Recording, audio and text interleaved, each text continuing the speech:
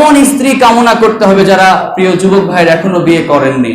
আল্লাহ সুবহানাহু ওয়া তাআলার কাছে এই মোনাজাতটি বেশি বেশি করবেন। রব্বানা হাব লানা মিন আজওয়াজিনা ওয়া যুররিয়াতিনা। হে আল্লাহ, আপনি আমাদেরকে এমন স্ত্রী দান করেন যাকে দেখলেই চোখটা শীতল হয়ে যায়। রূপের সৌন্দর্য না ভাই। আল্লাহ বলছেন, রহমানের বান্দারা বলে, রব্বানা হাব লানা মিন আজওয়াজিনা ওয়া যুররিয়াতিনা কুররাতা আ'য়ুন ওয়াজআলনা লিল মুত্তাকিনা ইমামা। রহমানের বান্দারা বলে, ও আমাদের মালিক, আমাদেরকে এমন স্ত্রী এমন সন্তান দান করো যারা আমাদের জন্য চক্ষু শীতলকারী হয়ে যাবে, যাদের দেখলে চোখটা শীতল হয়ে যায়। এমন স্ত্রী আমাদেরকে দান করো, এমন সন্তান আমাদেরকে দান করো। শুধু তাই নয়, তারা বলে ওয়াজআলনা লিল মুত্তাকিনা ইমামা, এবং আমরা যেন এমন ভালো কাজ করতে পারি, এমন আমল করতে পারি, এমন আমলে সালেহ করতে পারি, যাতে করে আমাদের পরবর্তী বংশধররাও আমাদের কাছ থেকে তারা ভালো ভালো জিনিস শিক্ষা নিতে পারে। এই আয়াতের মধ্যে পিতামাতাদের দায়িত্ব আছে নাকি নেই? সন্তানের জন্য একজন পিতা, একজন যুবক, সে আল্লাহ সুবহানাহু ওয়া তাআলা আয়াতের মধ্যে বলছেন যে এমন স্ত্রী কামনা করতে হবে যারা প্রিয় যুবক ভাইরা এখনো বিয়ে করেননি। আল্লাহ সুবহানাহু ওয়া তাআলার কাছে এই মোনাজাতটি বেশি বেশি করবেন। রব্বানা হাব লানা মিন আজওয়াজিনা ওয়া যুররিয়াতিনা। হে আল্লাহ, আপনি আমাদেরকে এমন স্ত্রী দান করেন যাকে দেখলেই চোখটা শীতল হয়ে যায়।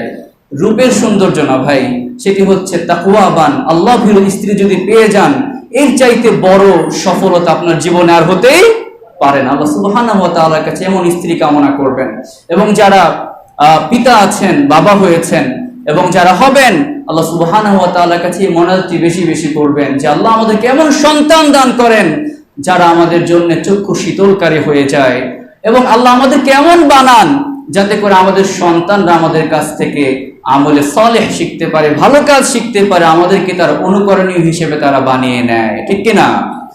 তো আল্লাহ সুবহানাহু ওয়া তাআলা আমাদেরকে এভাবে কবুল করুন। আজকে যে 12টি গুণাবলী আমরা বর্ণনা করেছি কোরআন এবং হাদিসের আলোকে, প্রথম যে গুণাবলী সেটি হচ্ছে যে আমরা পৃথিবীতে নম্রভাবে চলাফেরা করব, এবং মূর্খদের সাথে যখন আমরা ঝগড়া বিবাদে লিপ্ত হব তখন তাদের মতো আচরণ করব না।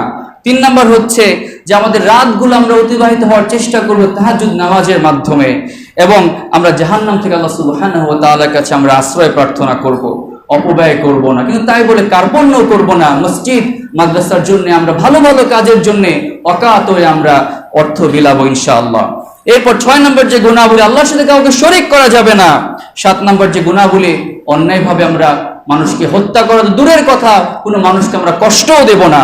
এরপর 8 নম্বর হচ্ছে ব্যভিচার, অবৈধ সম্পর্ক, পরকীয়া, এগুলোতে লিপ্ত হওয়া যাবে না। 9 নম্বর হচ্ছে মিথ্যা সাক্ষী দেওয়া যাবে না। 10 নম্বর হচ্ছে অযথা ক্রিয়াকলাপ, কর্মকাণ্ড, যেগুলোর মাধ্যমে আল্লাহ সুবহানাহু ওয়া তাআলার কাছ থেকে আমরা দূরে সরে যাই, আখিরাতের সেই জান্নাত থেকে আমরা দূরে সরে যাই, এমন কর্মকাণ্ডের মধ্যে লিপ্ত হওয়া যাবে না। 11 নম্বর হচ্ছে বেশি বেশি কোরআন তেলাওয়াত করতে হবে, যাতে করে আল্লাহ সুবহানাহু ওয়া তাআলা আমাদের ঈমানকে বৃদ্ধি করে দেয়।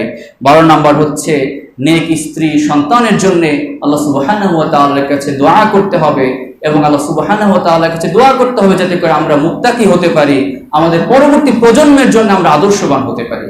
আল্লাহ সুবহানাহু ওয়া তাআলা আমাদের সবাইকে আজকের এই বিষয়গুলোর উপর আমল করার তৌফিক দান করুন। ওয়া মা তৌফিকি ইল্লা বিল্লাহ। আসসালামু আলাইকুম ওয়া রাহমাতুল্লাহি ওয়া বারাকাতুহু।